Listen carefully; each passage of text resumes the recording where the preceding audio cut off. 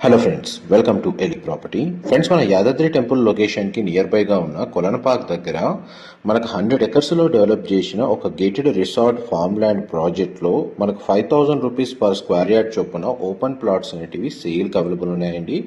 మీకు ఈ వీడియోలో ఆ ప్రాజెక్ట్కి సంబంధించిన ఇన్ఫర్మేషన్ అనేది షేర్ చేస్తున్నాను.